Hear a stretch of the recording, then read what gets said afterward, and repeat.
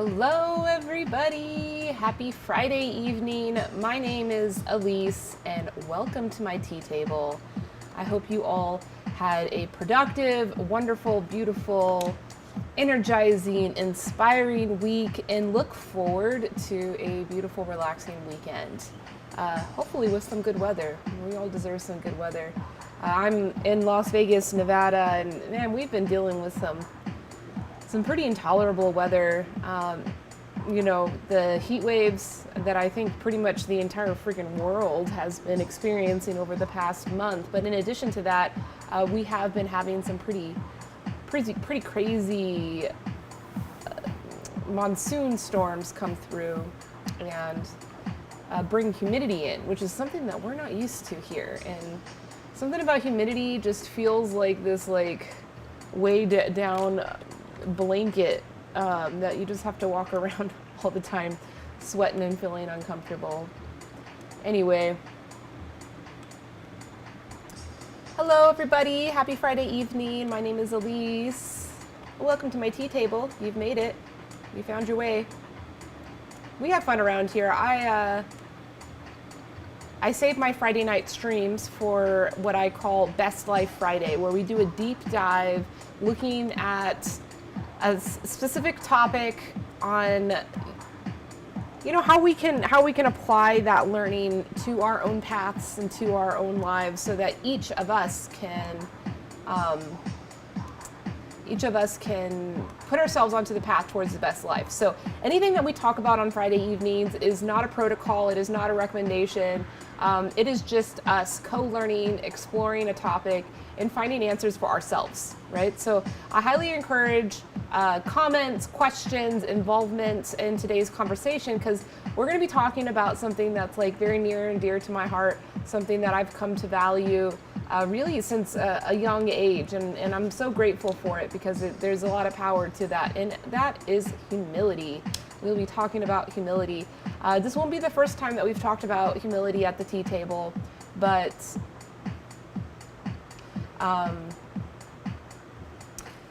we usually talk about it in the context of mindfulness, gung fu cha, but today what I want to talk about humility is in the context of psychology, and how humility, which oftentimes can be thought of as weak or as vulnerable, and even the concept of vulnerability too, that there's power for our own mental health, and then there's power for the world in general. So, and then also trying to ask the question, can humility and confidence coexist? Can we exhibit both things, or are they exclusive of each other? Hi, fantastic. Thank you for saying hello. Yes, I am on the West Coast. I'm in Las Vegas, Nevada. I'm, just outside of Chinatown in Las Vegas, if you're familiar with Las Vegas. Would love to have you come into my tea table. Not only do I stream online here. Oh, we got a Bitcoin. We got a Bitcoin. We got a Bitcoin boy. Oh, he's a cutie, isn't he? This is my dog, Bitcoin. No, today was not dry. Today was humid. We've been having some monsoon storms come through, and so it was quite humid today. So quite unbearable. We've been dealing with 30 to 40% humidity on top of 106 degrees.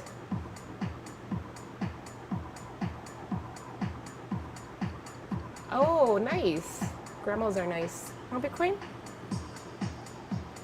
Are you talking to Bitcoin? Are you saying that Bitcoin reminds you of your grandma? This is what your grandma looks like?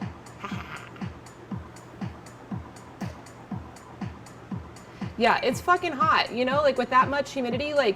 When the heat waves were coming through a few weeks ago, the heat wave that went all the way up the Pacific Northwest, we got it here too, and we were reaching 120 degrees, over 120. Your grandma's Nigerian, that's great. I wonder if she's Hausa. Do you know what tribe she's from? Do you know what ethnic group she's from? Because I lived in Niger for a couple of years, which is not Nigeria. They're right next to each other though. I lived just about 5 miles north of Nigeria. I would visit there, just the border town. We weren't allowed to like go into Nigeria proper, Nigeria proper. We would just go to the border town to get beer. I was a Peace Corps volunteer, and the beer in Niger is pretty bad, pretty bad. So we would go to the border town and get beer there, among other things, and have fun. But I lived in a Hausa community. So ina jin Hausa sosai saboda na zamna cikin daji shekara biyu.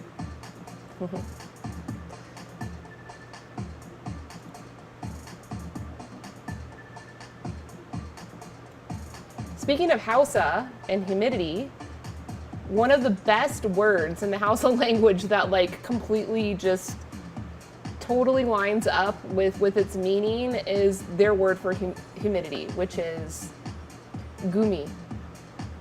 Gumi. Right? Isn't that such a great word? Doesn't it sound like it just feels that. Like, you think of humidity and it's like, yeah, that was gumi, like sticky.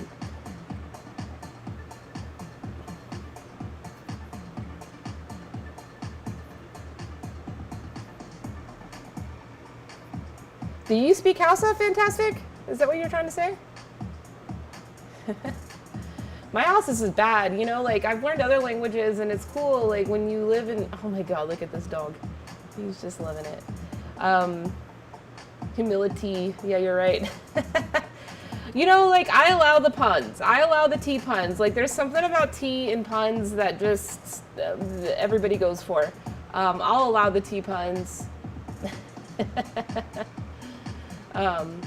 Yeah, they're welcome. I don't like actively practice tea puns myself. Like my life is tea, like every day, all day. I'm a tea importer. I run a business out of Las Vegas, out of where I am now, this warehouse, where we facilitate direct trade between independent family-owned farms and tea business buyers. So I'm constantly working in tea, bean and tea, the puns. I don't want to say it like this, but yeah, they get tired after a while. You grew up in Nigeria. What part of Nigeria? Sanu. Oh yeah, so as I was saying, my Hausa was very good. I was there for 2 years, and you have no choice but to learn it because it is a French, French colonized country. So French is like the official language of their education programs and governments and business. But I lived in the bush. Like no one had gone to school. Like I think the school by the time I got there had only been open for a couple of years. So like the kids that were in the school didn't even know French yet. So there was no English, no French available to you. You just had to learn the language. So I'm gonna brew some tea before we start talking about humility. I'm gonna brew some tea. I've got my my Chinese. This is a gungfu tea tray, Chinese style tea brewing. Tea buns.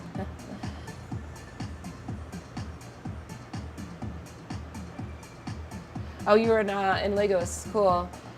I never went to Lagos. Like I said, I was on near the northern border.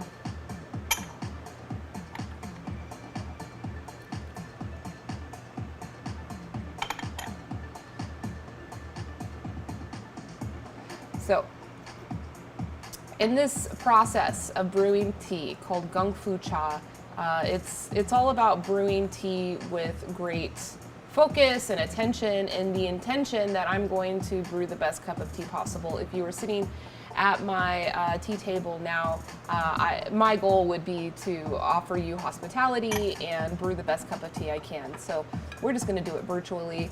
Today I am going to drink a Gushu Shengpu from Nanoshan in Yunnan, China. Basically, Gushu just means ancient tree, like very, very big old ancient tree, maybe 300, 500 years old. I don't know. They don't even know. Like the tree's that old and that big.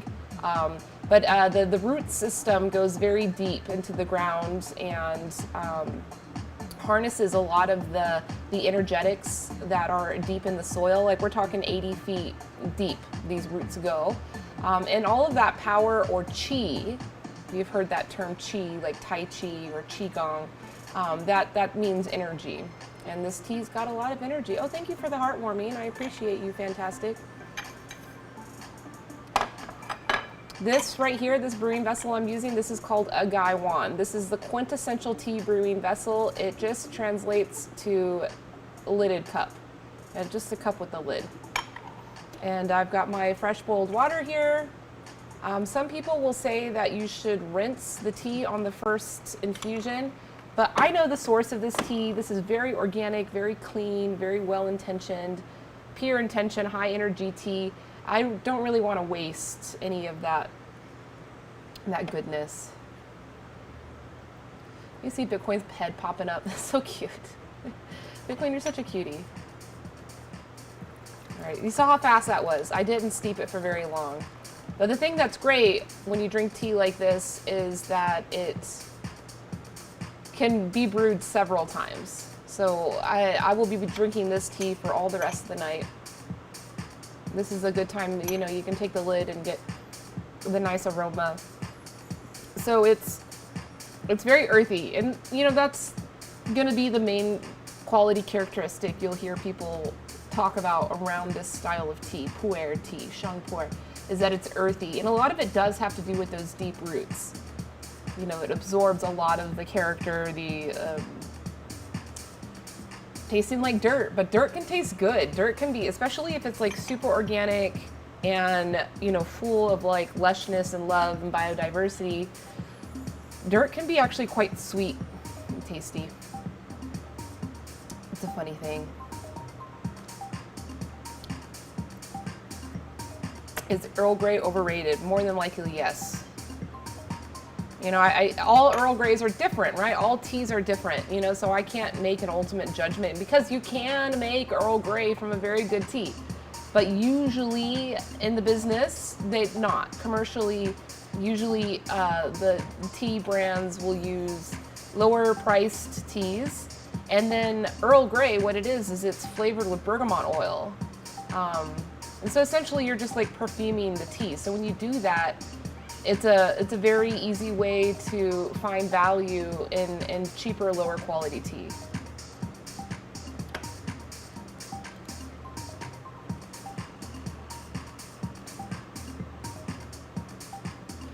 And as always, we are enjoying the soulful beats of our good friend Sojourner, based out of right here in Las Vegas, Nevada. He very talented multi-instrumentalist, plays in a couple of local bands.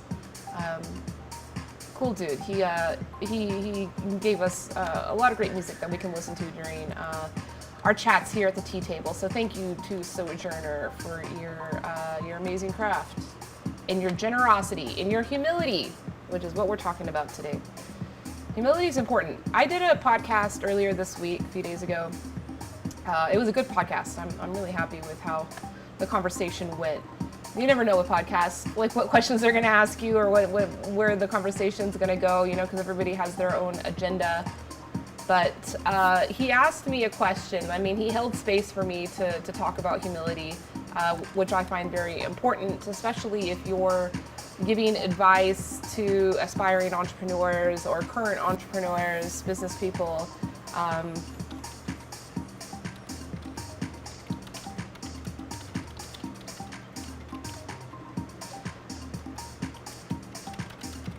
And his final question that he had for me at the end of the podcast was, how can humility and confidence and aggressiveness coexist? Like, and do they? And I thought that was a very interesting question because it got me thinking, you know what, yes. You know, and when it comes to dealing in our ego, that's like because like we have an ego, right? And like usually when you hear someone, myself included, talk about ego, it's usually in a very kind of like debilitating way, like disabling way. Like your ego can hold you back. It can be a negative impact to your life and to your relationships. And that gives ego a bad name. You know, like, oh, that's ego. That's her ego coming out. And yeah, we don't like that. No one likes that. But we all have ego. Like, even if you're humble, like, there's still an ego there. And so that in of itself can let you know that confidence can exist. And just like having a tight grip and a mindfulness around your ego is a big part of that. So when ego is bad, it's usually whenever it's unwarranted confidence, it's unwarranted entitlement around the ego that can be problematic. So I don't know. I think they can exist together: confidence, aggressiveness, assertiveness, and humility. I think humility also gets a bad rep. If you're humble, you can't be a good business person. If you're humble, you can't be a great athlete. You can't be competitive. And I don't really buy it. So let's. I got my tea brewing.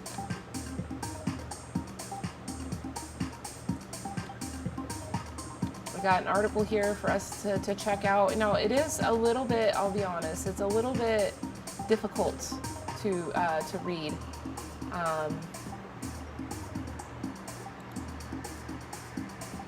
It is a little bit difficult to read, but we'll try our best here. So,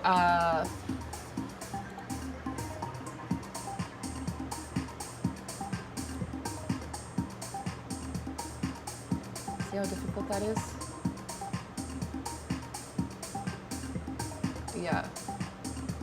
So, I don't know. I'm just going to get into it. This I found from Google Scholar. So hey, good to see you. Hi. Meet my dog. This is Bitcoin.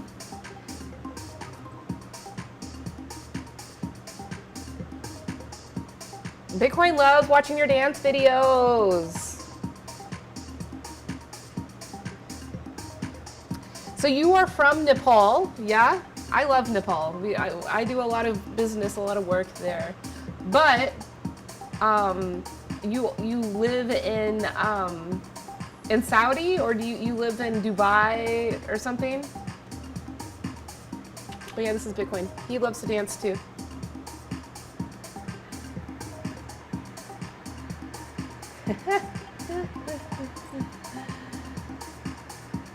Oh, thank you. He is a cutie. He's a cutie.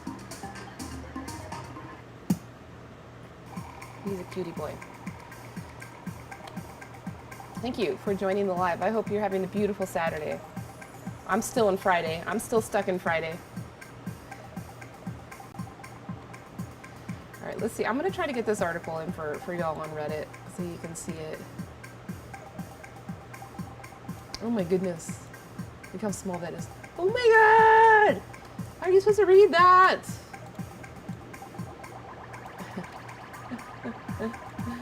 Maybe I'll zoom it in somewhere.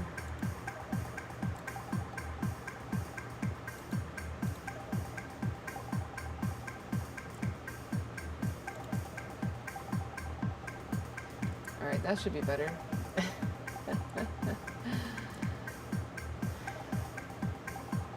Although, okay, so yeah, this comes from Google Scholar and written by June Price Tangney. It's selections from the Handbook of Positive Psychology by Snyder Lopez, right? So just citing what we're reading here. This is from 2002, so relatively recent. Although humility is commonly equated with a sense of unworthiness and low self-regard, true humility is a rich, multifaceted construct that is characterized by an accurate assessment of one's characteristics, an ability to acknowledge limitations, and a forgetting of the self. In this chapter, I describe current conceptions of humility, discuss the challenges in its measurement, and review the scant empirical work addressing it directly and indirectly. I also will discuss briefly interventions for enhancing humility. Sounds like this is going to be good. So here's the history of the psychology of humility. Scientific study of humility is still in its infancy. A review of the empirical literature from the last 20 years yields only a handful of research studies with a consideration of this long-revered construct. Furthermore, in virtually every case where humility is addressed, it has been tangential to the main resource focus. Why has humility been neglected so long? Two factors come readily to mind. First, the concept of humility is linked to values and religion in many people's minds. As a field, for many years, mainstream psychology steered clear of such value-laden topics as religion, virtue, and with the exception of Kohlberg's work on forms of moral thinking, morality. In their zeal to establish psychology as a bona fide science, psychological scientists embraced notions of objectivity and fact. Indeed, it is worth noting that the virtues as a group have been relatively neglected in psychology. Until very recently, wisdom, gratitude, and forgiveness, for example, all represented black holes in the literature based on a century of psychological science. A second factor undoubtedly contributed to the neglect of humility is the lack of a well-established measure of this construct. If you can't measure it, you can't study it. Psychology and the sciences in general are chock full of examples of how an advance in measurement can lead to a dramatic expansion in empirical research. For example, after years of neglect, the scientific study of shame virtually exploded in the early 1990s. Shortly after the development of several psychometrically sound, easily administered measures of individual differences in proneness to shame. Damn, that's another topic that we could talk about here is just shame, you know. I think I've, dabbled in talking about it a little bit, but yeah. As discussed in greater detail, measurement remains a significant challenge in the area of humility. Contrasting conceptions of humility. Although another challenge facing psychological scientists interested in humility centered on the varying definitions of the construct. For many, humility simply means holding oneself in low regard. That's not how I define it. For many, humility simply means holding oneself in low regard. For example, in the Oxford English Dictionary from 1998, humility is defined as the quality of being humble or having a lowly opinion of oneself, meekness, lowliness, humbleness, the opposite of pride or haughtiness. In other dictionaries, humility is defined largely as a state of being humble, which in turn is defined, for example, by Funk and Wagnall's Standard College Dictionary from 1963, as lowly in kind, state, condition, etc., of little worth, unimportant, common. Lowly in feeling, lacking self-esteem, having a sense of insignificance, unworthiness, dependence, or sinfulness. Meek, penitent. That's interesting. Those definitions are just like kind of all over the place. Even sinfulness. Damn. I think of humility and I think of the opposite of sinfulness. It's like, I don't know if sin can even, I guess it can. I don't know. That's a question. Can sin exist within a vacuum of humility? If like all there is humility, it's just 100% pure humility. Can sin exist?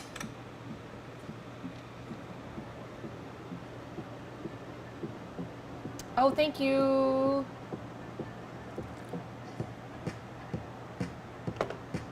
Squeeze Guy, Anon. Thank you. I appreciate that. I hope you have a great weekend. I hope you have a great rest. If you're going to rest, if you're going to party, I hope you have a great party.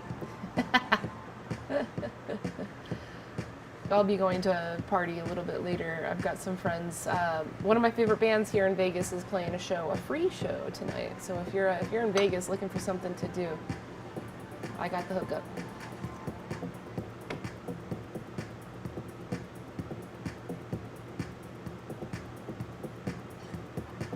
How was my day? My day was pretty good. It was pretty restful. I was out late last night chatting with friends, so I didn't get to sleep until later in the morning. So I spent a lot of the day catching up. Yeah, working, selling tea, packing tea orders. I had a lot of orders I had to pack today. It's a lot of packing tea.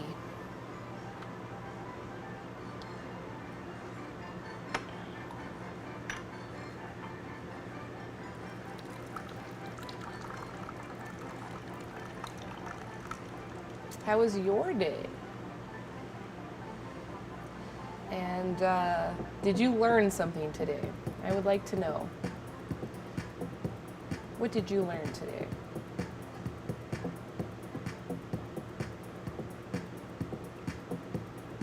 I'm learning right now. I'm learning about humility. So I'll share a little story about why I decided to focus today's stream on humility and how I do this.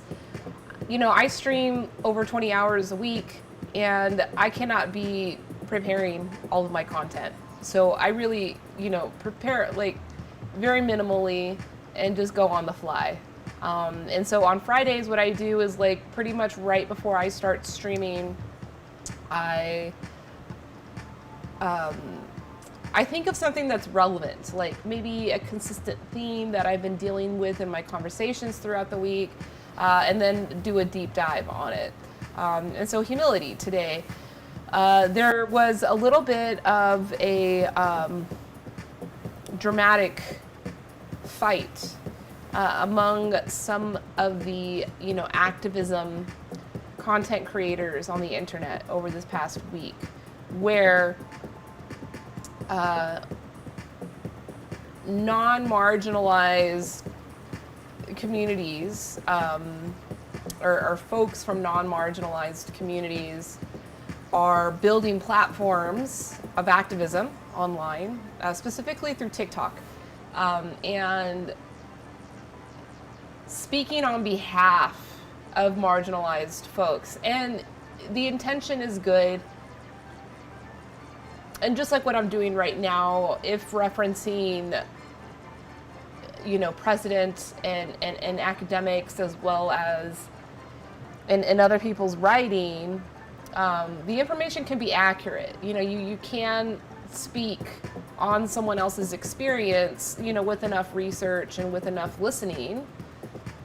But it turned out that these folks really weren't listening, and they were allowing their ego to dominate their work, and that showed through, and it offended, rightly offended and upset people that felt as if their words were appropriated, by these non-marginalized activists, allies as they're called. And this comes down to humility, and that's what, we do need to figure that out, because there are legitimate allies, legitimate, well-intentioned people that do want to put in the work and hold the conversations to bring change and to bring cultural restoration. But you got to remain humble. That's authenticity, that's vulnerability, and that platform is only going to exist for you if that's there and people can see right through it. I mean, there's some people, some things that blow my mind, like the reality TV debutantes. I'm not going to say their names, but there's one, very famous name in particular, but there's lots of others. And there's no humility, there is no positive contribution towards knowledge base, towards cultural restoration, through the content that's being created from those folks. not authentic. And you can see that, but like, how the fuck are they still so friggin' famous and so influential? It blows my mind. So anyway, that's just a little side note. But definitely, if you're gonna be an activist, like me, I am an activist. I'm a corporate activist. Like, I've been building an international corporation over the past 10 years, all with the intention of providing a stronger livelihood, specifically for farmers. You know, I'm very interested in food. I'm a food scientist. I'm a food scientist and just always had a passion for food. And once I did the Peace Corps, once I started traveling around the world, living among marginalized communities, I was like, well, this is fucked up, you know, like, and it's all stuff that's swept under a rug that we'll never know about, you know, because it's not good for marketing. It's not good for business. And when you do this type of work, when you are in a position of advocacy, if you're in a position of activism, your shit gets like judged so much harder than the others, you know, like even in business, my clients, like some of my clients, they hold me to a really high standard. And if I'm ever caught slipping in one thing or another, it's like they hold me to that standard. And I'm like, wait, do you hold your other suppliers to the same standard? Because like it is impossible for them to live up to that. And they say, no, I hold you to that standard. And so that's cool. You know, I've come to learn that. So that's why if you're in these positions, like your humility and your authenticity are judged far more than a reality TV debutante, whatever. Anyway, yeah, I had enough time to rest. I rested. I took some nice naps. So you got Employee of the Quarter. Congratulations. Whoop, whoop. Bitcoin, do you hear that? Employee of the Quarter. Woo. Bitcoin's having a little party. Oh, yeah. Oh, yeah. All right, I'll hook you guys up with some. I'll hook you all up. I don't know if you're all men here. If you are, great. But this is a welcoming, safe place for women as well. Bitcoin got a treat. He's a happy boy. Who's a happy boy? Are you a happy boy?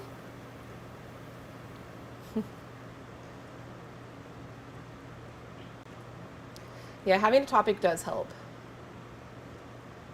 Hey, Prakash.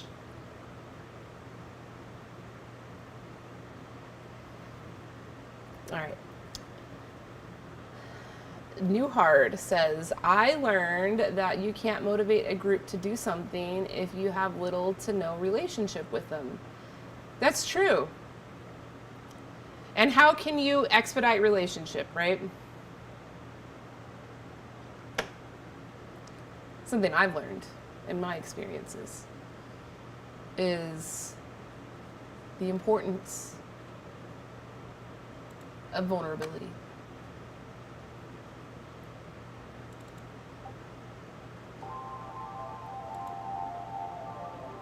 You can like fast track a relationship and rapport and trust and authenticity to someone like that with vulnerability. How to do it? It's hard, you know, there's not a one size fits all solution to that.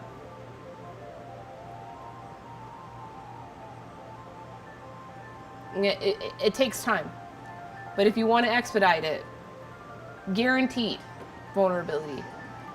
So for me, you know, that's hard to say. I can't tell you, just like what this article is saying, that you can't measure humility, and so that's why a lot of scientists haven't really explored it a lot. But I'll just talk from my own anecdotal experience, because I have a lot of relationships, and a lot of my relationships get formed without ever having met that person in real life, online, through telephone. And it's like this amazing amount of trust gets built there. And, you know, it's just like sharing about yourself, sharing your own vulnerabilities, your own story, you know, the things that you may feel are like taboo. I mean, you of course have to be in a safe, strong place to share that, right? You can't just like be going around airing out your dirty laundry for the whole world thinking that relationships are going to come from it, because that's not the goal either. But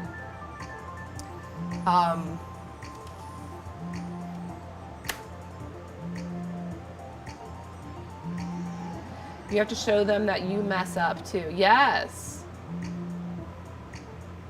And don't let mistakes slow you down.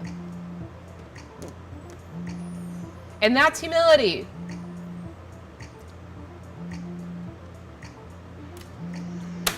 So this like little drama going on the internet between these activists that are getting called out.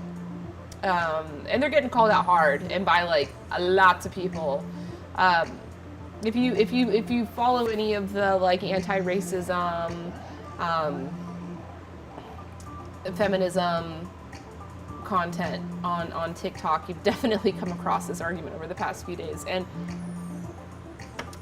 the people that are calling them out, it's two people in particular, two content creators who are not black, and it's mostly the black community that's calling them out. The only thing that they're asking for is a legitimate, authentic, vulnerable, accountable apology. And these folks aren't providing it. You know, and that's hard. It's so freaking hard to admit that you legitimately made a mistake, and that, you know, just move on and learn from it and become better. That's how you build trust with people.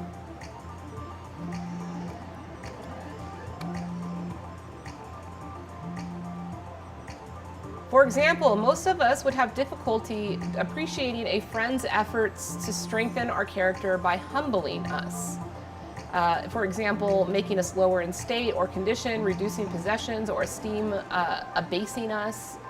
The low self-esteem conception of humility is prevalent not only in dictionaries but also in psychological literature, as well as in common parlance. Nonetheless, it is clear that when experts or philosophers, theologians, sociologists, psychologists, and other wise persons delve into the broader significance of humility, they have a different and much richer notion of this construct. Emmons, from 1998, is clearly articulated this alternative view of humility by stating, although humility is often equated in people's minds with low self-regard and tends to activate images of a stooped-shouldered, self-deprecating, weak-willed soul only too willing to yield to the wishes of others, in reality, humility is the antithesis of this caricature. To be humble is not to have a low opinion of oneself. It is to have an accurate opinion of oneself. It is the ability to keep one's talents and accomplishments in perspective, to have a sense of self-acceptance, an understanding of one's imperfections, and to be free from arrogance and low self-esteem. Boom! That's the one. Want Bitcoin? That's the one. That's the one, baby. Right there. So it's almost as if confidence is baked into humility. So don't be coming around here saying, oh, you know, you're too arrogant, or you're too confident, like, to be humble. No. Being humble is like, it's just freaking mindfulness. It's like being so in touch with who you are in relation to the world. Yeah. Humility is great. I love it.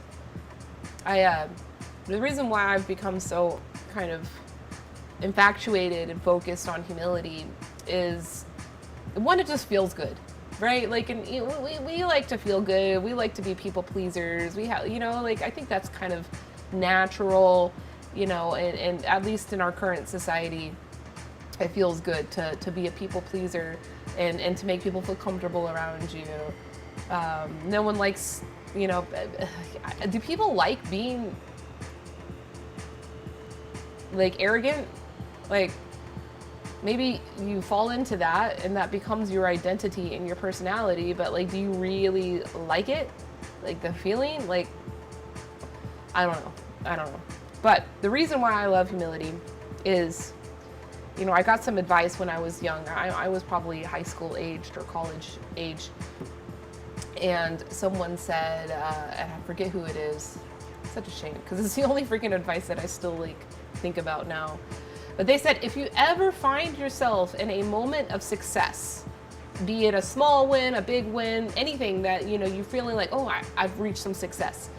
They said you should, you know, celebrate it, of course, but like never forget to reflect. Look back and reflect on all of the behaviors, all of the activities, all of the things that helped you acquire that success. And just focus on continuing that, right? So I don't know if it's like hard work, persistence, no sleeping, if that ends up being what you reflect on, and like then continue doing that, because as soon as you stop doing that, your success will stop as well.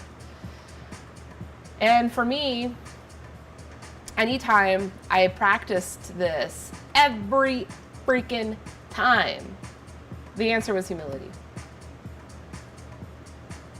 I'm like, okay, it means something. It definitely means something. Let's continue. Templeton presents a similar conceptualization of humility, and this is from 1997. Templeton says, humility is not self-deprecation. To believe that you have no worth or were created somehow flawed or incompetent can be foolish. Humility represents wisdom. It is knowing you were created with special talents and abilities to share with the world, but it can also be an understanding that you are one of many souls created by God, and each has an important role to play in life. Humility is knowing you are smart, but not all-knowing. It is accepting that you have personal power, but are not omnipotent. Inherent in humility resides an open and receptive mind. It leaves us more open to learn from others and refrains from seeing issues and people only in blacks and whites. The opposite of humility is arrogance, the belief that we are wiser or better than others. Arrogance promotes separation rather than community. It looms like a brick wall between us and those from whom we could learn.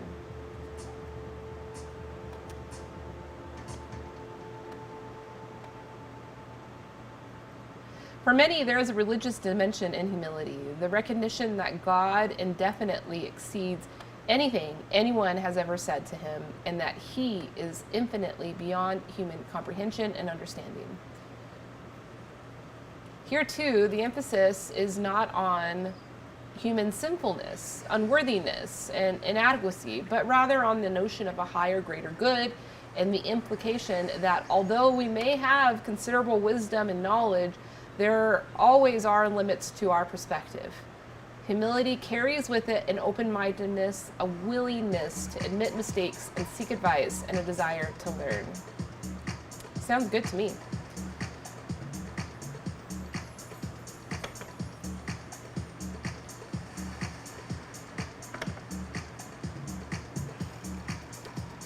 You think my Bitcoin looks like a Karen? Are you a Karen, Bitcoin? Are you a Karen? Are you a Karen?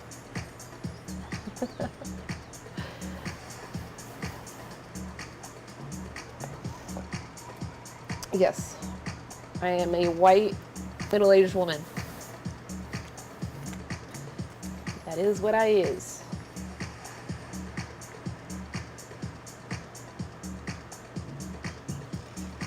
But you can call Bitcoin, you can call my dog a Karen. He doesn't mind. As long as you give him treats, you know? He'll talk to the manager all day long.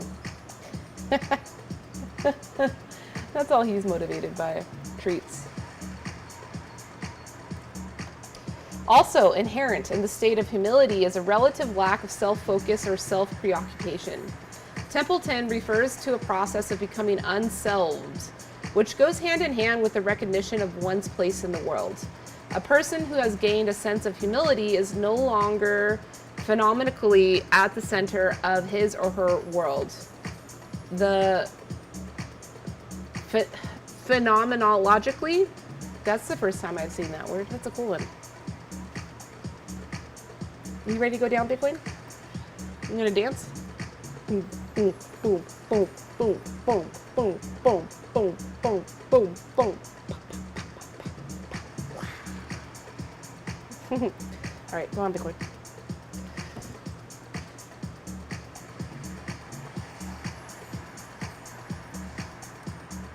The focus is on the larger community of which he or she is a part of. From this perspective, the excessively self-deprecating person can be seen in some important respects as lacking humility. Consider the person who repeatedly protests, "Oh, I'm not really very good in art. I never did very well in art class at school. Oh, this little painting, that I did really is nothing. I just whipped it together last night. My painting is really nothing."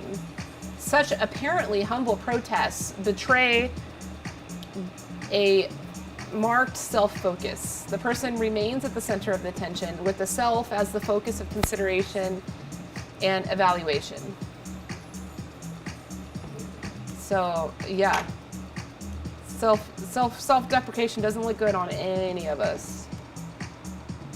And at the end of the day, it's fucking selfish. Isn't that a thing? How ironic. Yeah, you think by like a self-deprecating, and this happens all the time. Just like even when you just like meet a stranger or you're dating or something like that, like people are always so fast to exhibit this like self-deprecation as like a sign of vulnerability. Oh, like, I want people to know that I'm not like self-centered and think of myself this way. And it's like, well, it's still, self-centered to do that, rather than just being confident in who you are and presenting that and communicating that.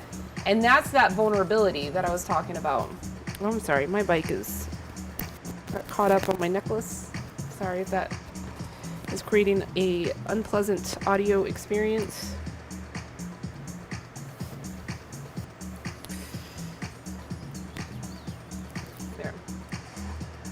I got tangled up in my hair. My hair is a rat's nest today.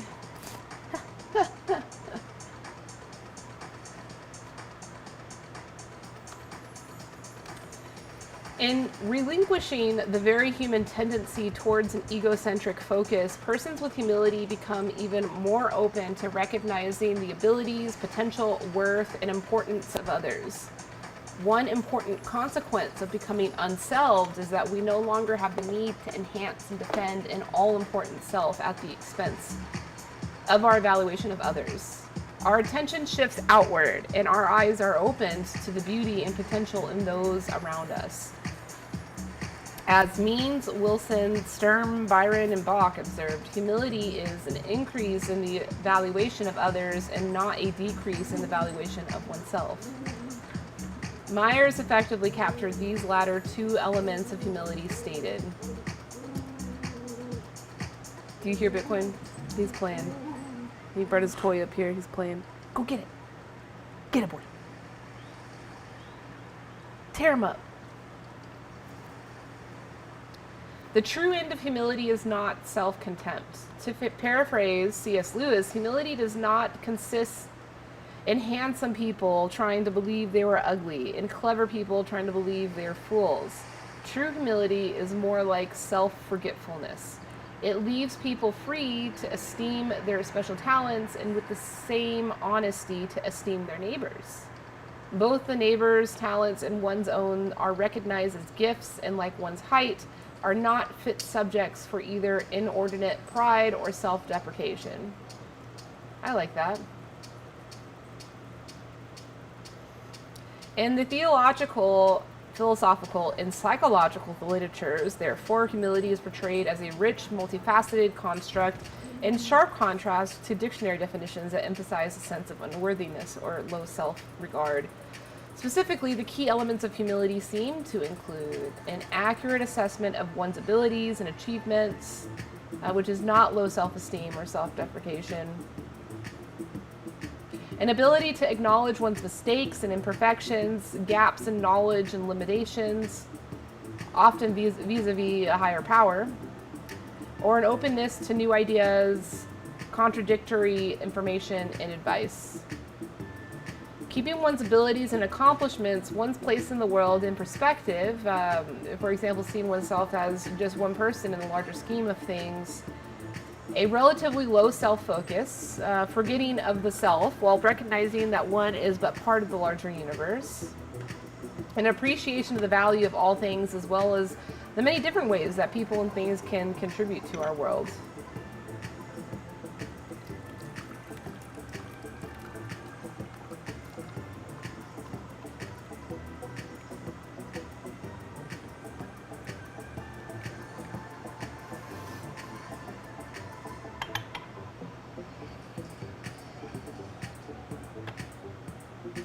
What humility is not. Humility is a rich psychological construct that is related to, but conceptually distinct from familiar constructs such as narcissism, modesty, and self-esteem. Clearly, from the foregoing discussion, humility is not low self-esteem, nor is it an underestimation of one's abilities, accomplishments, or worth. Furthermore, as explained subsequently, humility is related to but distinct from modesty and narcissism. Related to, okay, interesting. The concept of modesty focuses primarily on a moderate estimate of personal merits or achievements. As such, modesty does not capture other key aspects of humility, such as forgetting of the self, and an appreciation of the variety of ways in which others can be worthy. Rather, use of the term modesty often extends into issues of propriety in behavior and dress, where the notion of humility is less relevant. Thus, modesty is both too narrow, missing fundamental components of humility, and too broad, relating also to bodily exposure and other dimensions of propriety. One might view modesty in the sense of an accurate, unexaggerated estimate of one's strengths as a component of humility, but it does not tell the whole story. The construct of narcissism is perhaps most closely related to humility. What? People who are narcissistic clearly lack humility. Okay, it's the opposite. Got it. It is not clear, however, that an absence of narcissism can be equated with the presence of humility. Oh, interesting. I guess that makes sense. In conceptualizing narcissism, social psychologists tend to focus on grandiosity, an exaggerated sense of self-importance, and an overestimation of one's abilities. But there is much more to the clinical conceptions of narcissism. Clinical theorists, drawing on a long history of object relations, typically use the term narcissism to refer to a distinctly pathological form of self-focus and fluctuating self-regard, which stems from the fundamental defects in the self-system. When clinicians refer to a person with narcissism, they generally have in mind a seriously disturbed individual who exhibits pervasive adjustment difficulties that go hand in hand with DSM-IV, a diagnosis of personality disorder. This is not simply an overconfident, conceited dolt, but rather someone with a damaged sense of self. Attempts to shore up the self with unrealistic fantasies of grandiosity inevitably alternate with a grinding sense of emptiness and self-loathing. Other hallmarks of narcissism include a pervasive self-focus and a corresponding inability to focus on and empathize with others. Narcissistic individuals clearly lack many of the essential components of humility, but it is not clear that people who score low on a measure of narcissism necessarily embody humility. People low on narcissism may or may not make accurate assessments of their abilities and achievements. For example, low self-esteem, self-deprecating individuals are neither narcissistic nor paragons of humility. Similarly, people without narcissistic tendencies may or may not have the wisdom to keep their places in the world in perspective. For example, seeing themselves as one person in the larger scheme of things. They may or may not have a deep appreciation for the unique gifts and talents of others. In defining complex constructs such as humility, as well as in developing measurement instruments, it is important to specify how the focal construct differs from other related but distinct concepts. As underscored by Campbell and Fisk, Discriminate validity is a critical component of measurement validation. It is important to know not only that a measure correlates well, positively or negatively, with measures of other relevant constructs in a theoretically meaningful way, it is also important to demonstrate that the measure does not correlate too highly with or behave identically to established measures of some other construct. Measures are confounded by items tapping other non-focal constructs, not only present conceptual ambiguity, but also impede science by blurring the boundaries between constructs, inadvertently precluding the possibilities of studying functional relations among them. For example, in the case of forgiveness, it is impossible to examine meaningfully the functional relationship between empathy and forgiveness if one uses a forgiveness measure that includes items tapping empathy. In short, it is important to decide where to draw the conceptual line.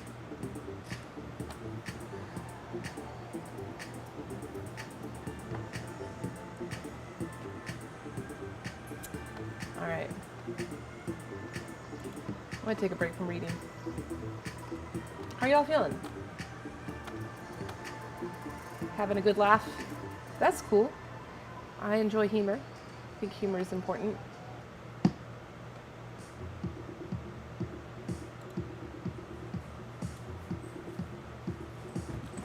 Oh yeah, Bitcoin? What do you want?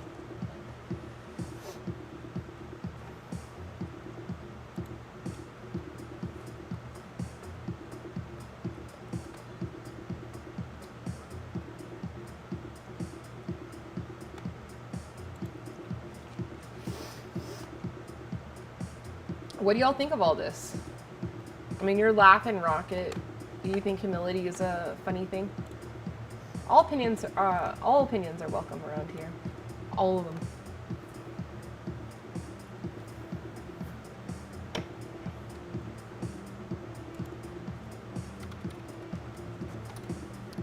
Bitcoin, you silly boy.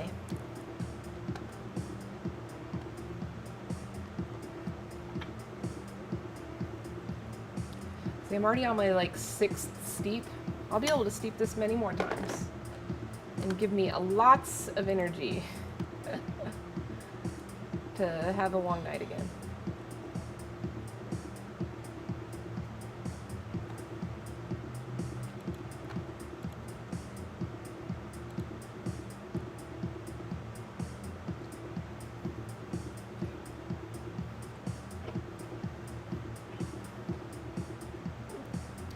What? Cheers. Hey Jim, you here? What's up, Jim? Good to see you.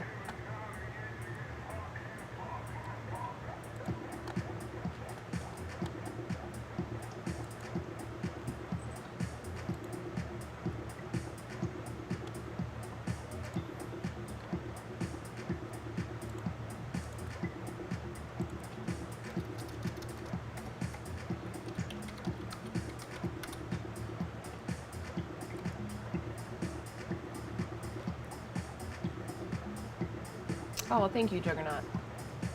I like apples.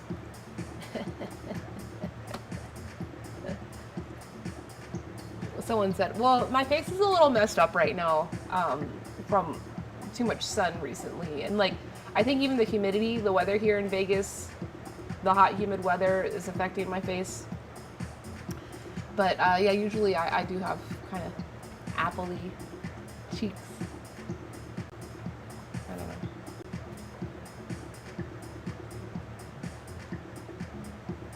Aww. Don't sexualize me. That's the only rule I have around here. Don't sexualize me. Yeah, the apple comment was okay, but I feel very uncomfortable. I feel uncomfortable with the other thing you said. But thank you.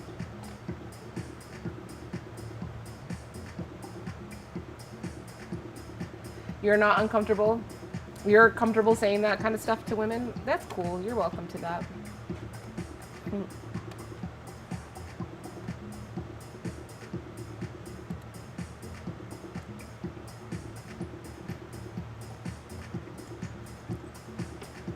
Are you trying to make me laugh? Cool. I like to laugh. I do. I really do. Trying to tell me a joke. I welcome and accept all jokes. Unless they're like problematic, you know. But as I learned the other day, saying things is problematic. So we've got to figure out another another thing to do about that.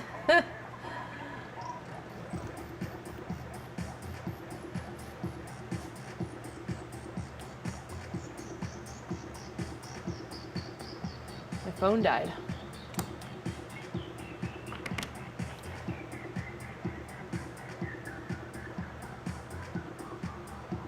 I'm going to turn it back on now. Charge my battery. Oh, Bitcoin. Oh my God. Oh my God. Oh my God, he jumped up. He's such a strong little boy. Such a strong dog.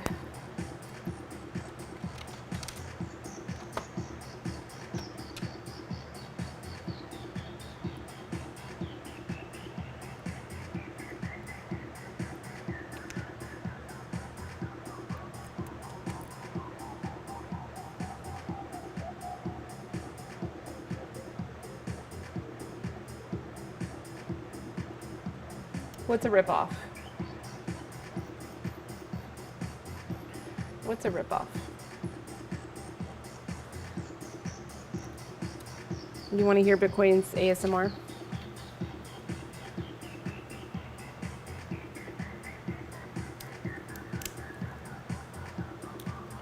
Oh, Jim, there you are. I saw you. Thanks for saying hi. How are you doing, Jim?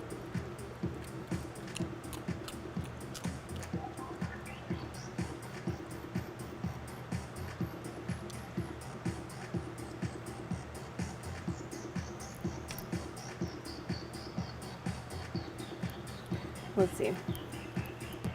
I'll get the mic really close for this one.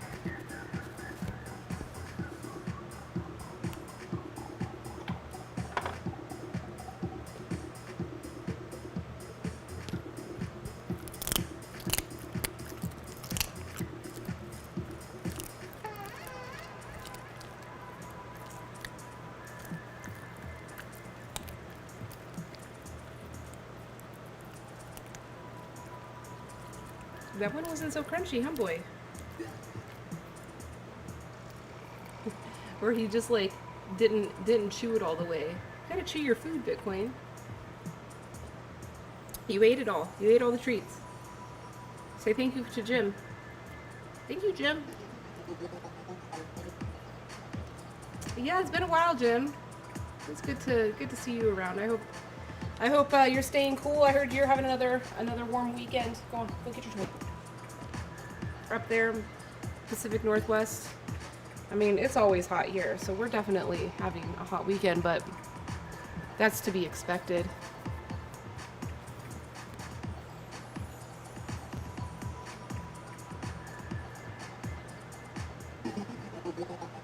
There's someone trying to call me.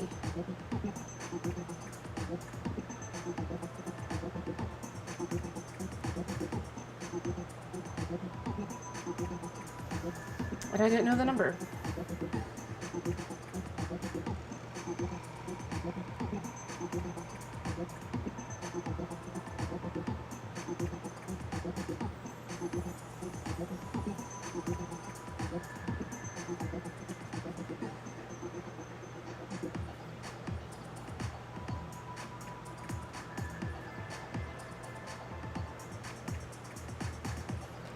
I'll just invite them, you know. The call I just missed, you know, I didn't want to answer the call on stream, but I just texted them, come to the stream. Isn't that fun? Look, I'm here right now. My friends, at any time, they need to find me. They know they can just come to tlet.tv. They'll find me. You're going to be in the 90s until Wednesday. Man, I wish we were in the 90s. Actually, today we did have a cooler day. Really, Bitcoin? He's being so needy.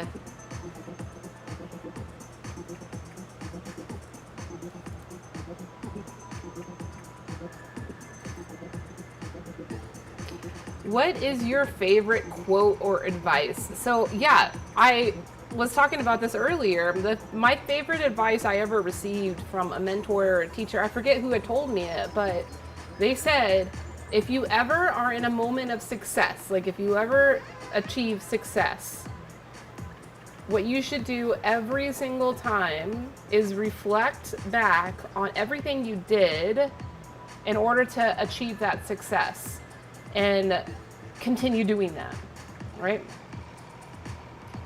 I think that's a good piece of advice, you know, because it's true. And oftentimes when we get carried away in our lives, we get carried away in friggin' the challenges and the bullshit and everything.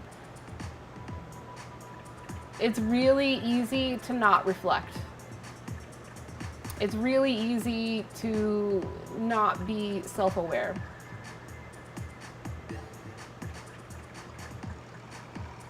Yeah, don't forget where you came from. That's it.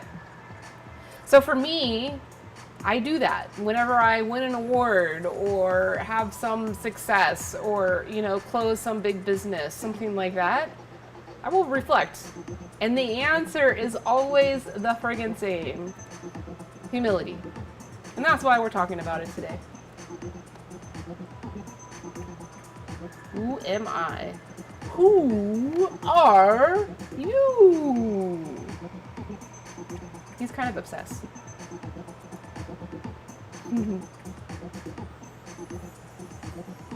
Yeah, it's way more fun on stream. Phones are so old school, Jim.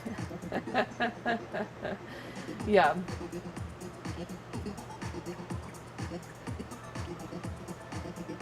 But still valuable. The phone time is still valuable. Are you a good boy?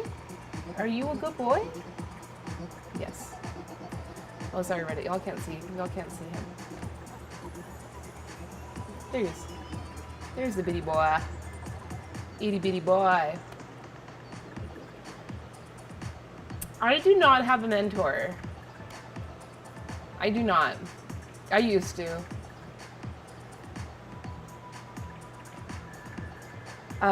But you know what I seek out now? Rather than seeking out mentors, and you know, I'd say that this is good advice for anybody of any age. Instead of trying to find a mentor, yes, thank you for being a good boy.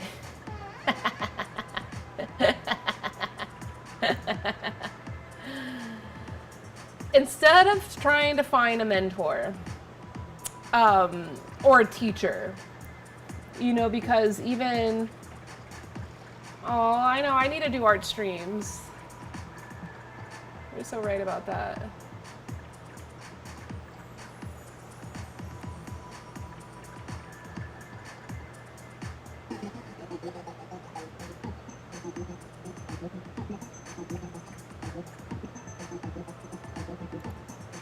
Oh. No baby ducks. All right, I get some art for you there, Jim. Here's art. Yeah, so like this dynamic between like mentor, mentee, teacher, student, it's a very like non-open-minded dynamic. And, you know, as we just learned in this article, humility is characteristic of being open-mindedness, being open-minded.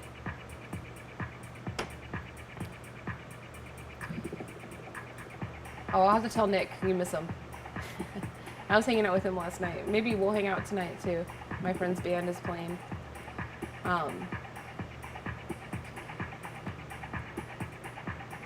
So open-mindedness is really hard to have when you are a teacher. And there's almost like this pressure.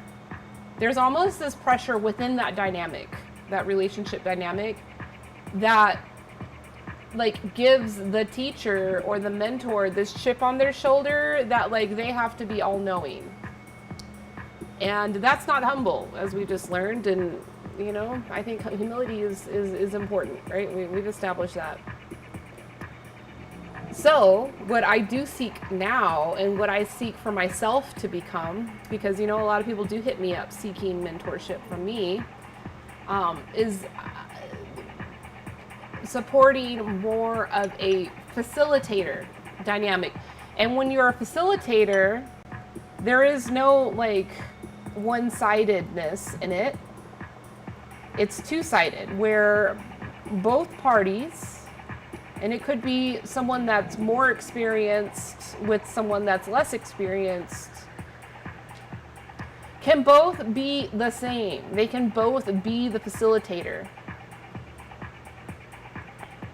You know, they say like the best teachers are students, right? If you're going to be a really good teacher, like you're constantly learning. You also have to embrace that that learning is a constant process.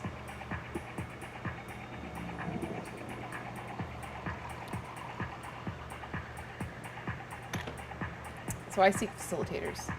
And I do have one. Right now, there's a woman out of the UK that's been facilitating a series of classes that are done over Zoom for decolonizing tea. So she's from China, she's from Guizhou, and she works in tea just like I do, except for, you know, she's coming from those communities. And, you know, she's doing a lot of work of bringing awareness around the cultural appropriation and the manipulation and theft, essentially, that's happened in tea, and helping everybody understand how we can do better.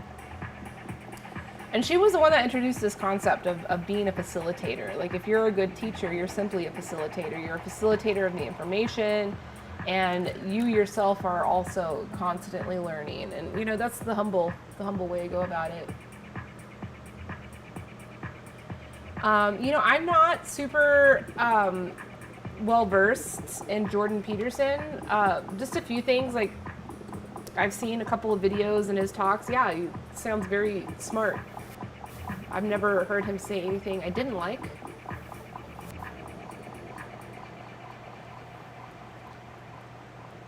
What's my inspiration in life and career? Wow. Humility. It's what inspires me. Like, when I see people that are truly humble, and right, humble is not self-deprecating. It is actually like the highest level of confidence that you can have in yourself.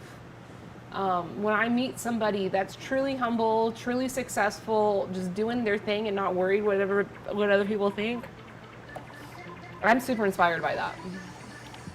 But unfortunately, you don't see that a lot in the corporate world, because it's all masked by arrogance, which is the opposite of humility. So I'm inspired when I see others. And you know who is always humble? Is farmers. You know, and that's why I enjoy working with farmers so much, because their whole life is humility. Their whole life is patience. Nothing comes fast and easy for them. But when it comes, when the reward comes, it is freaking epic, you know, and inspiring.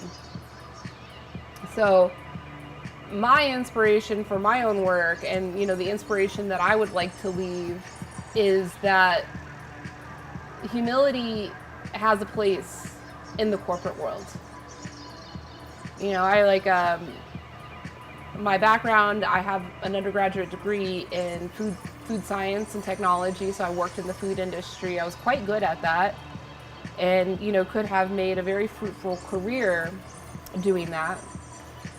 But I felt like it wasn't fulfilling, you know, like I was essentially poisoning people through our food system, and completely uninspired by that.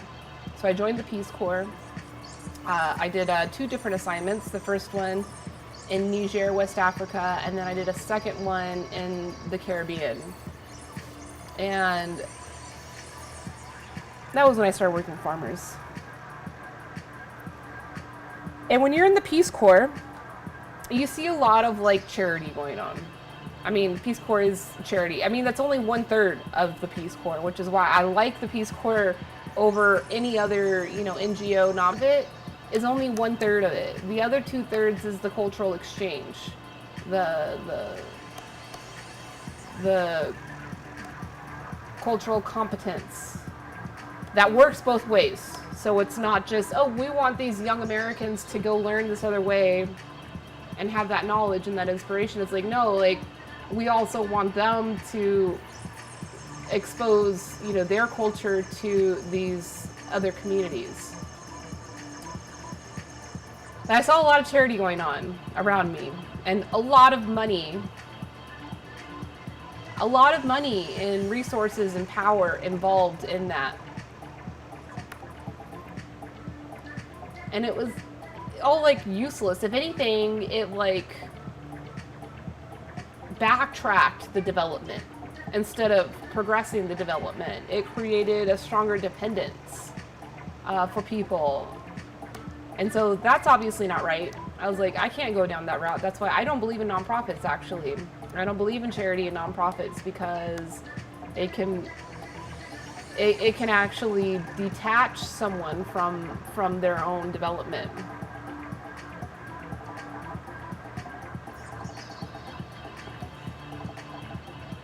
Did I do something good? Yeah, I baked a lot of bread. You're asking, like, while I was in the Peace Corps, did I do anything good? So that's the thing, I didn't. But that was the greatest lesson that I could have learned, right? Because when I went to the Peace Corps, right, I was a very conservative person prior to leaving. I actually had no business joining the Peace Corps. I was no hippie. I'm certainly a hippie now, but like back then I was not a hippie. I was very much concerned with what society thought about me and reaching, you know, these different measurements of success, mostly through money. UN troops, no. I didn't interact with any UN. I'm sure the UN is there now. Actually, the country that I lived in Niger, there's a lot of radical terrorist groups there from the north that now the U.S. government is not allowing anybody to be there. So I'm sure the UN is there now.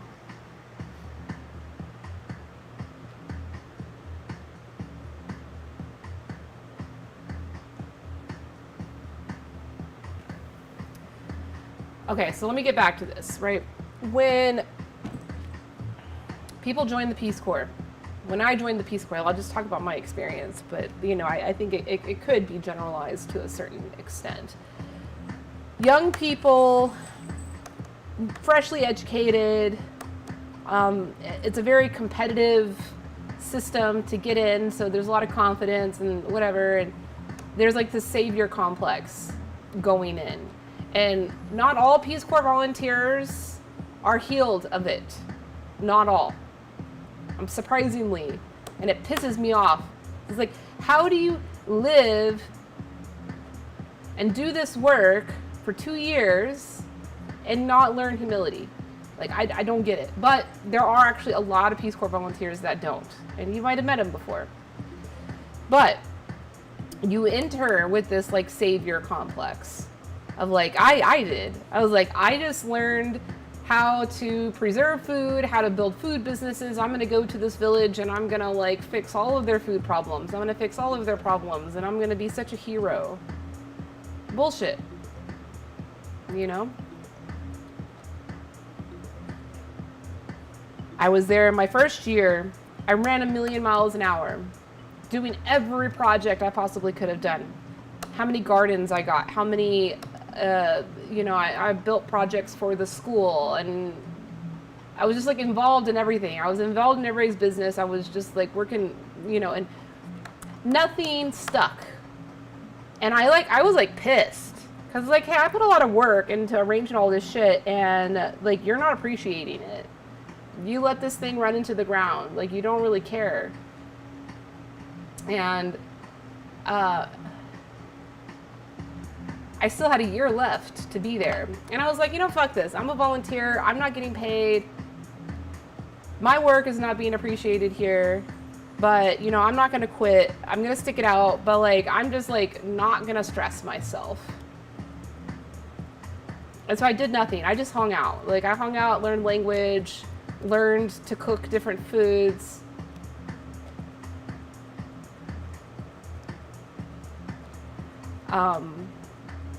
And in doing that, I like was finally listening.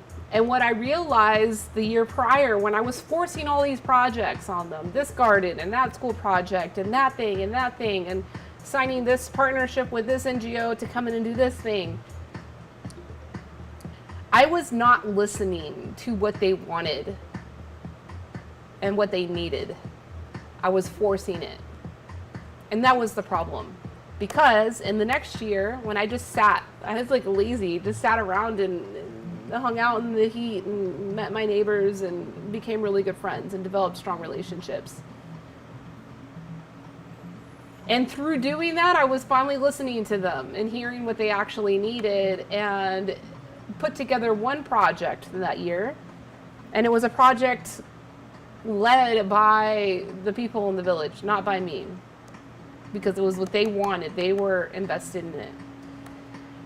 And unfortunately, I was there back in 2006, 2007, beginning of 2008. And they had no telephone lines. They had no mail service. I'm sure now, you know, they have cell phones and I could, but I don't know how to contact them. I'd have to physically go there in order to catch up and find out how that project is doing. But that was a valuable lesson, because what I learned was the humility, the value of humility, to actually listen to what people want versus like forcing what you think they want, because that's not sustainable. And that's what the fucking NGOs do. And the NGOs and the, you know, the different UN organizations, they like force what they believe good development is on people that, you know, are not invested in it in themselves. And it instills not only a dependency, but like a lack of confidence, a lack of humility of these people who have by far more indigenous knowledge than I will ever have, or any NGO will ever have. And like, you know, these NGOs come in, or whatever the development effort is, comes in and convinces them that they don't have valuable knowledge. And that's just bullshit. So that's why I don't do it. Yeah, Kennedy founded the Peace Corps. Yeah, so when I lived there, I lived among a Hausa community. And I spoke Hausa while I was there. But since I've come back, I would say like, so Hausa is the second most widely spoken native language in Africa, after Swahili. Swahili is the largest ethnic group, or the largest language spoken. The Hausa is there, but Hausa is Niger, Chad, Mali, Nigeria, Burkina Faso, like a lot of that part of the Sahel, which is a, you know, not very developed part of Africa, and not a whole lot of those people ever leave.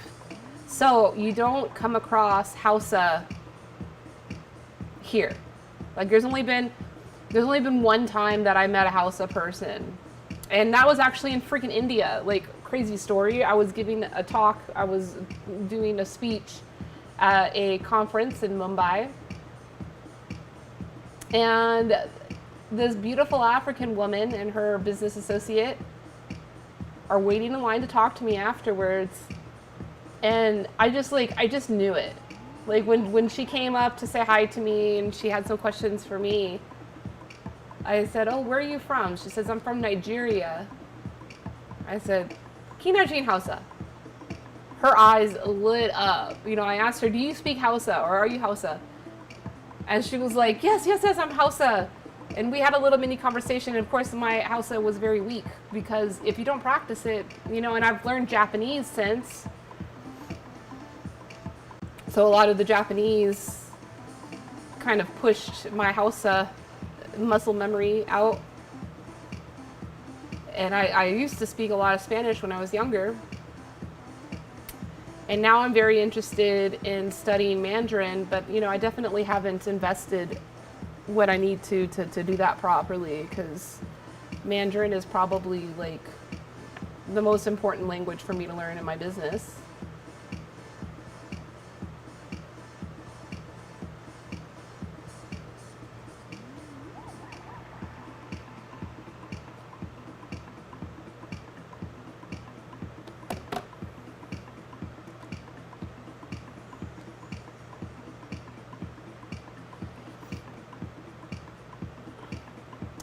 You know, in Niger, there wasn't a whole lot of NGOs. There was like Care International. I did some work with them. There wasn't a whole lot of expats. Yeah, Duolingo. I should try Duolingo. I have never tried it. Let me check. Does Duolingo... Jim, thank you so much for that comment. I appreciate you, and I admire you as well. Thank you. Does Duolingo have Chinese? Yeah, they do. Interesting. Ni hao. Ni hao.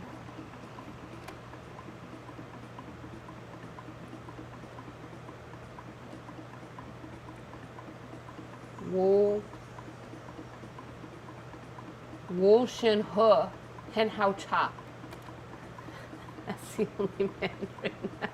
If anybody speaks Mandarin here, I know I butchered it. It's a hard language. It is a very hard language.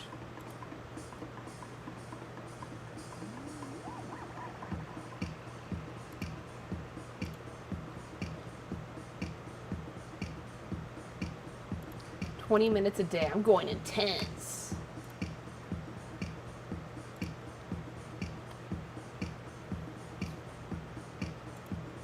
I'm signing up for Duolingo right now as we speak.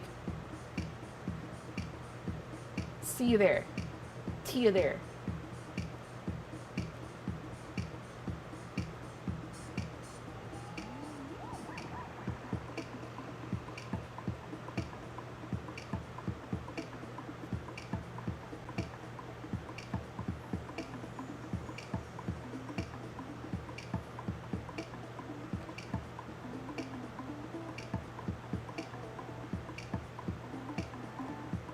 Hey, Alfredo. All right, I'm in. Oh, it's going to be 95 tomorrow. Awesome.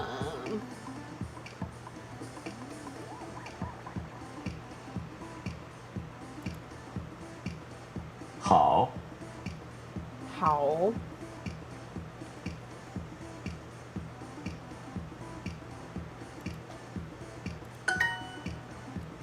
See, I'm already doing it. I'm already learning.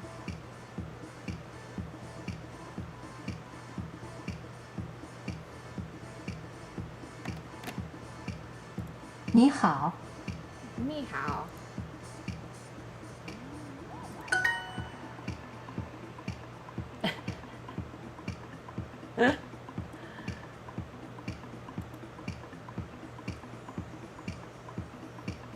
Uh-oh.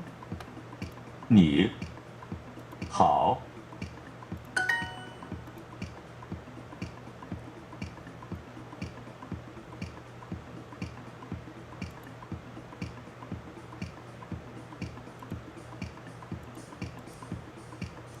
好，你好。你好，你好。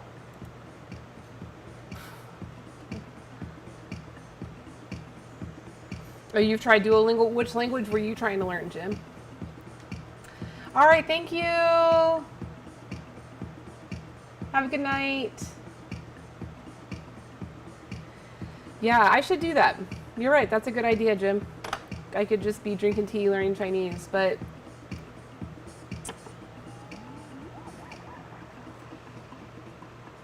I should do this as like a collaborative thing with a native Chinese speaker and let it be their platform, you know? Not mine. I'm just the humble student. Speaking of, I think it's time to get back to this article.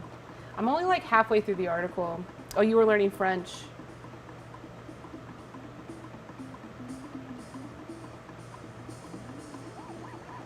I don't know any French. Ça va? Ça va bien? Like, that's all I remember. And like, cadeau? There was a lot of that. That was the only French that I heard in that French country. The rest was all Hausa. So I got into Hausa. When I first was told, when the Peace Corps first told me that I was going to Niger, they said, oh, you need to learn French. So I tried. And I was like, I don't got the patience for this. I'm not creative. I shouldn't do that.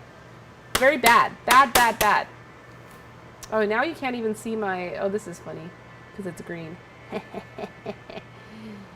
This is my thought swatter, my Sojourner thought swatter. So you can see the Sojourner there. That's funny. Sojourner, all the music we're listening tonight, this is his music. And this is his merchandise, his merch. He's got thought. Thought swatter.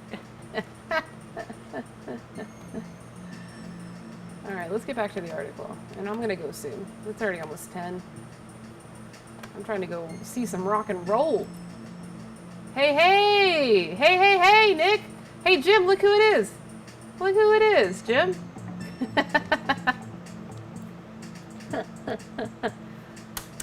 Hypnotiques? Yeah! Let's go see some hypnotiques. Yeah, Nick, Jim was talking about you. He was saying he missed you. You know who else misses you? Come here, baby. Come here, baby boy. Come here, baby boy.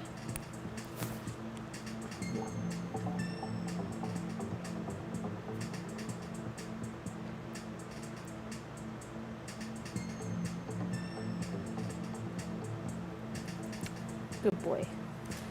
All right. Yeah, he wanted to say hi.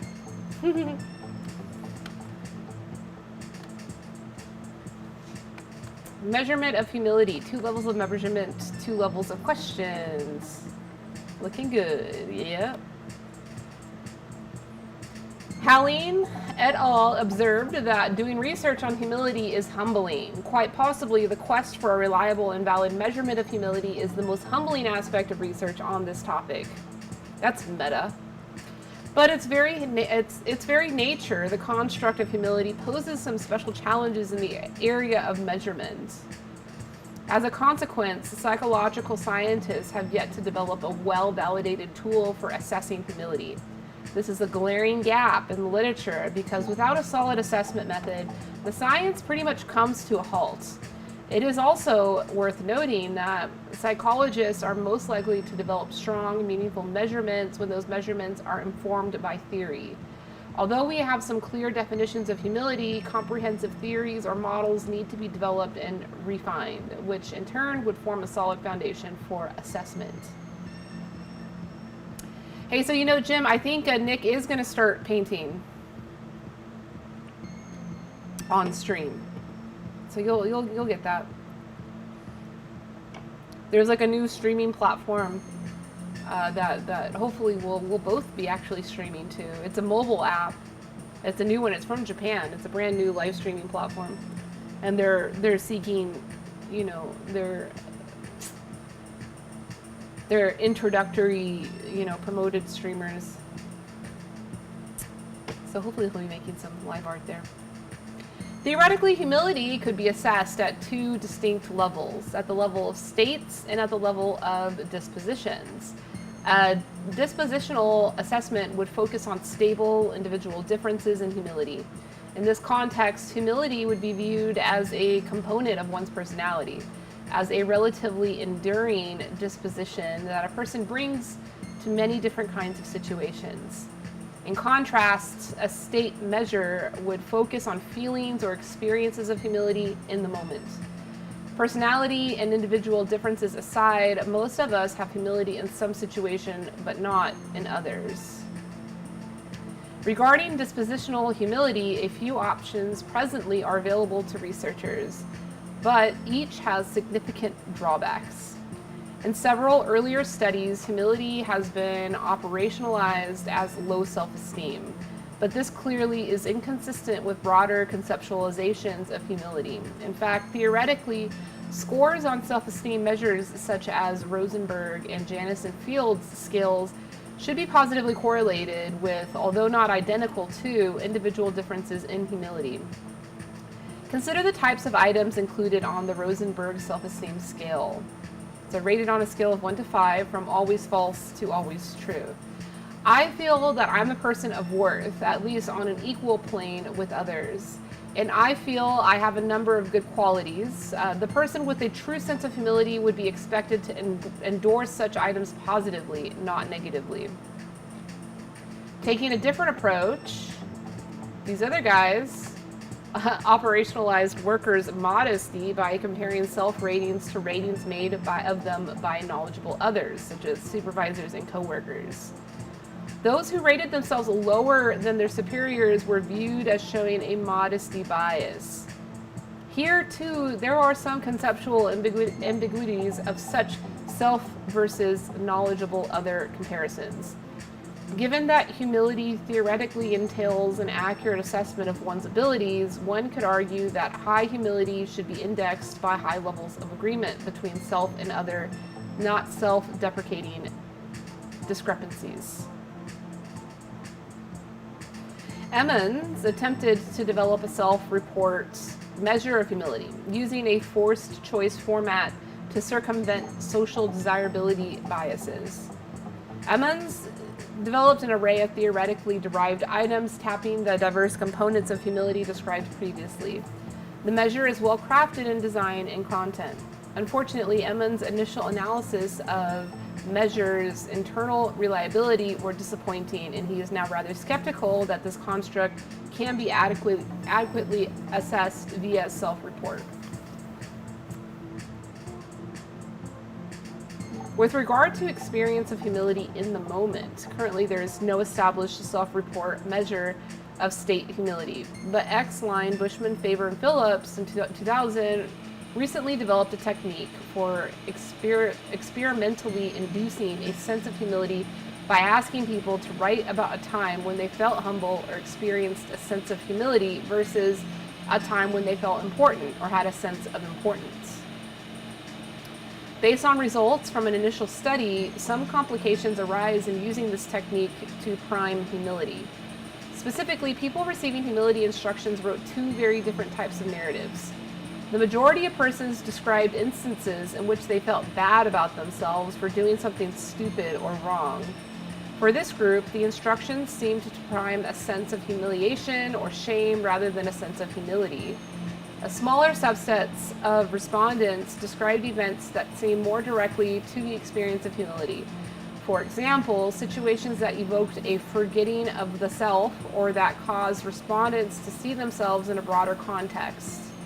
Thus, in using the Exline et al. Priming technique, it is important to distinguish between stories involving humiliation versus humility themes.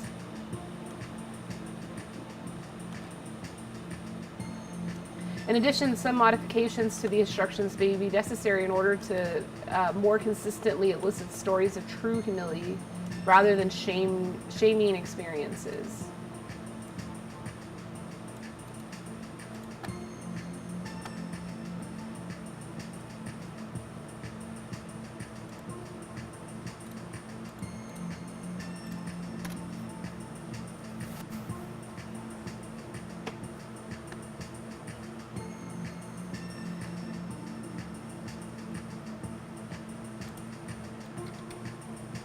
Looking at the etymology of humiliation. Humiliation comes from the Latin word humiliare, which means to humble. If you're caught in a situation that causes humiliation, you are humbled with a loss of self-esteem and self-respect. What the fuck? Don't think so.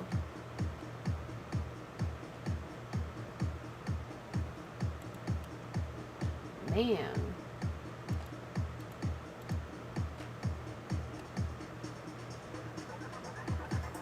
I never realized that before.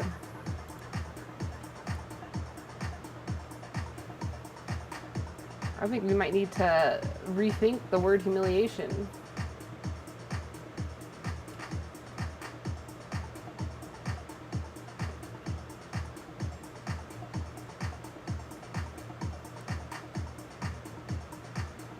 What do y'all think about that?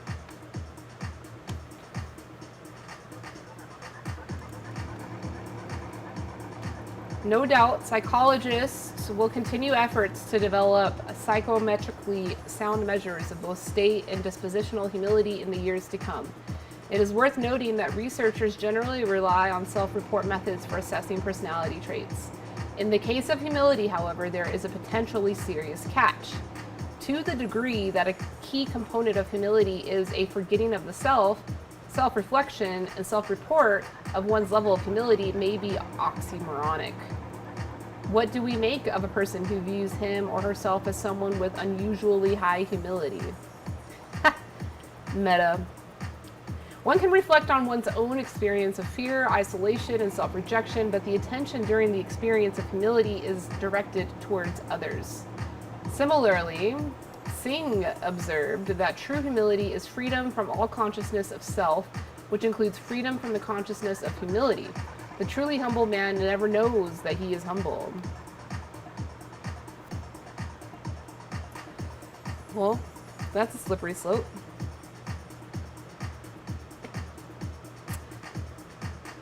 Jim says, is humility the low view of one's own importance, or is it that an individual is not interested in ranking their importance? Yeah, that's what it is. So earlier in this article, higher up in this article, we learned that, let me get a stretch in. Good stretch. Oh my goodness. Oh, it feels good. Oh. Okay. Thank you. We learned that humility is not self-deprecation. Actually, self-deprecation is a selfish act, and it's a self-centered act. Therefore, it's not humble. But humility is forgetting, you're unselving yourself.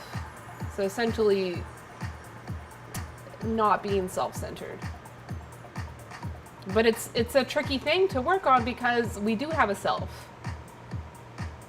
But being humble is like being super confident in what that self is, and also confident in the other selves that are not you. And so, yeah, the second part of your question is probably more like it. It's an individual that's not interested in ranking their importance. Like, they know they have importance, but they also know their neighbor has importance. Just as much as importance as they have. That's humility. But nothing to, that's why, like, the word humiliation, I looked that up, I'm like, that's fucked up, you know, like, it's fucked up. There are good reasons for psychologists' preferences for self-report measures of personality traits. Traits such as humility are not easily inferred from quick observation. Also, systemic behavioral observational methods are cumbersome and time-consuming. So there's a strong preference for paper and pencil questionnaires that require little time and training to administer and score. But humility may represent a rare personality construct that is simply unamendable to direct self-report methods. Thus, the present bottom line is that the measurement of humility remains an unsolved challenge in psychology. Yeah. Let's see, what else we got in here? Interventions to enhance humility. All right, this looks interesting. Let's see what this is. Psychologists have not developed interventions aimed specifically at promoting humility, although many therapies include components that may do so.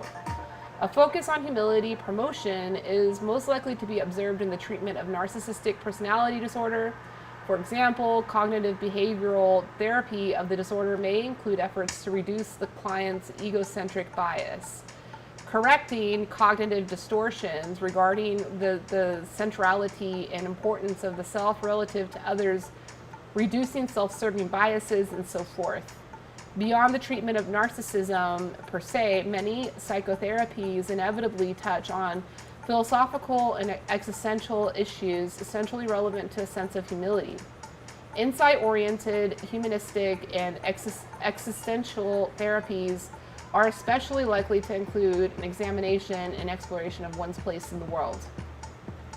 Finally, a common goal in virtually all talk therapies is to help clients develop a realistic assessment and acceptance of both their strengths and their weaknesses.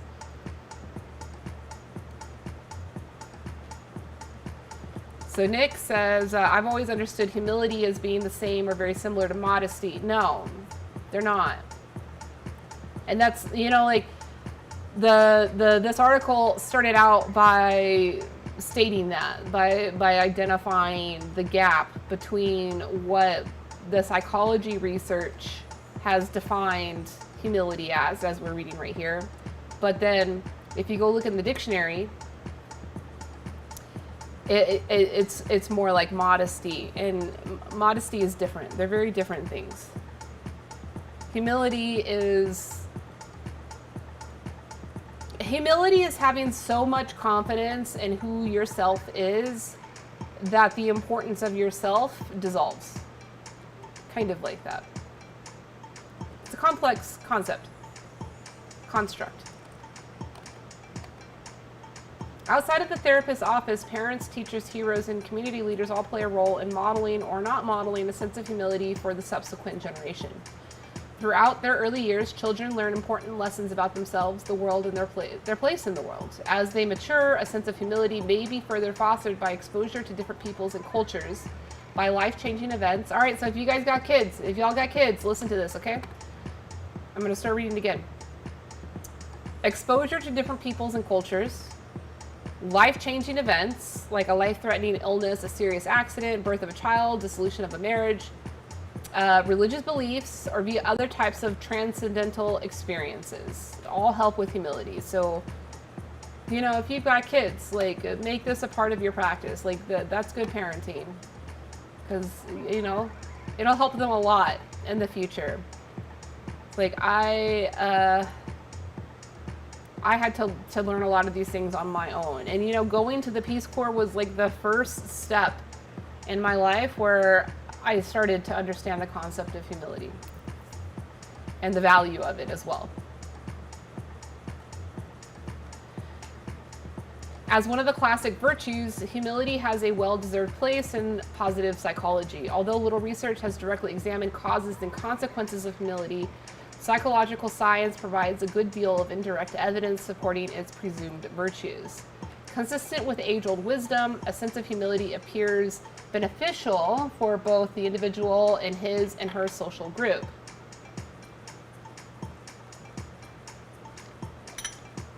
But this is nearly virgin territory, and many intriguing questions remain. In what specific domains is the sense of humility adaptive, and via what mechanisms? Are there circumstances in which humility is a liability? Are there important gender and/or cultural differences in the meaning and implications of humility? How can parents, teachers, and therapists foster an adaptive sense of humility? Certainly at the top of the research agenda is the need for continued efforts to develop a well-articulated theoretical framework and associated psychological measures of both state and dispositional humility. Armed with a solid conceptual and measurement base, scientists will no doubt develop a clearer picture of this long-neglected source of human strength. Awesome. That's it. We almost read the entire thing. Wow. I think that's enough for article time. That's enough.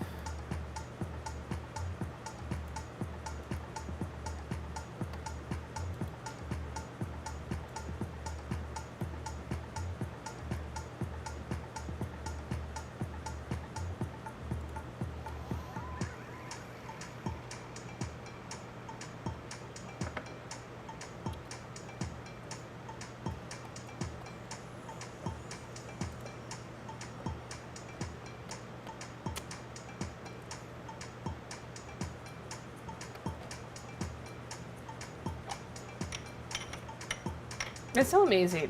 You know, like, these concepts, like, you think you understand them, and then you do, you know, a little bit of reading like this, and your whole perspective. I talk about humility all the time, and I'm just so grateful I got to learn something new about it. I mean, not saying that this is rocket science and that like we learned anything like.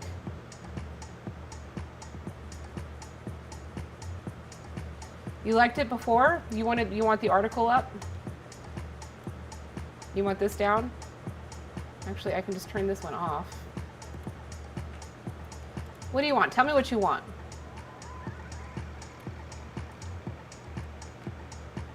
Like this?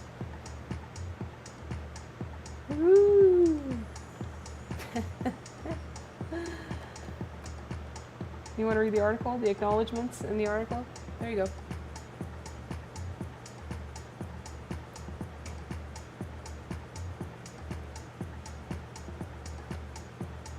Like weeks ago, when I was streaming from my phone, that's how you want it? No, it's like worthy. It's worthy of a conversation to have, like, what type of content, you know, is more engaging. Take the art down, and then what? Go swimming with some ducks?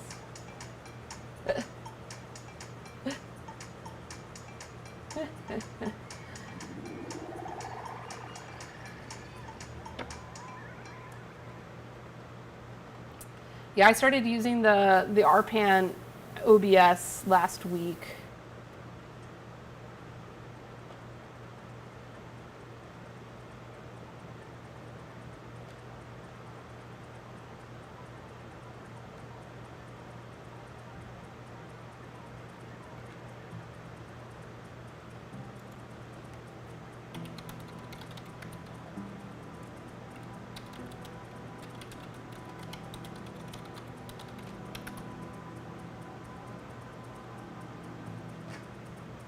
Aw, I love you too.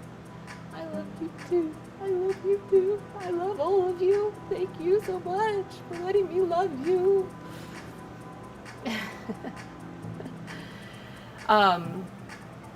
No, but it's weird because I think on Reddit, the phone is more engaging. Like I have like more creative flexibility with the OBS.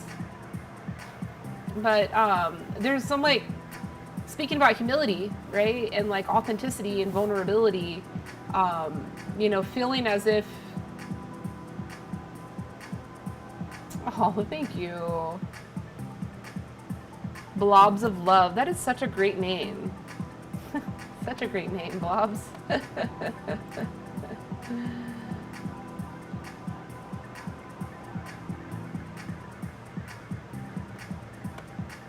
They just want to love.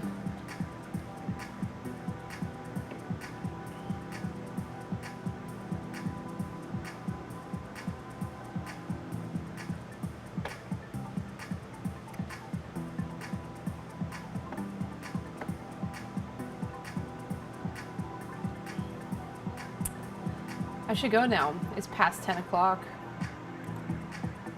My friend's shows started a couple hours ago.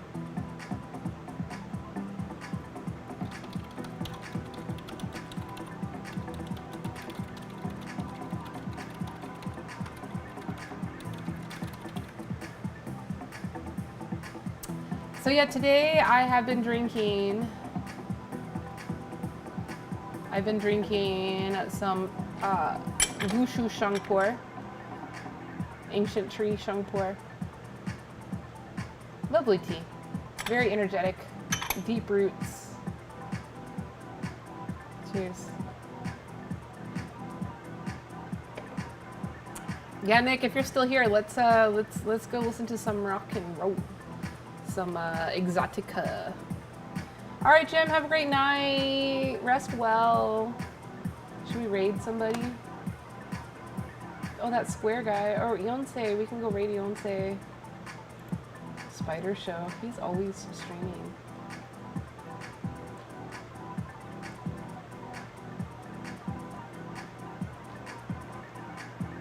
What? He's baking? Let's go to that square guy. Let's go raid that square guy. You're getting ready? All right, well, I'll meet you there, Nick.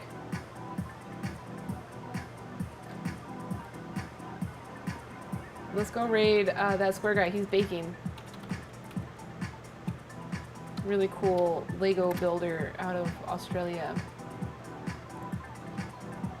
He usually doesn't do the baking stream, so this should be fun. Let's go raid. All right, blobs of love. Good night. Good night. Good night, Reddit. I'll see y'all very soon. Rest well. Peace. Aloha. Bye. All right. Raid. Good night. Good night. Love you. Bye, Jim. See ya. Wouldn't want to tea ya.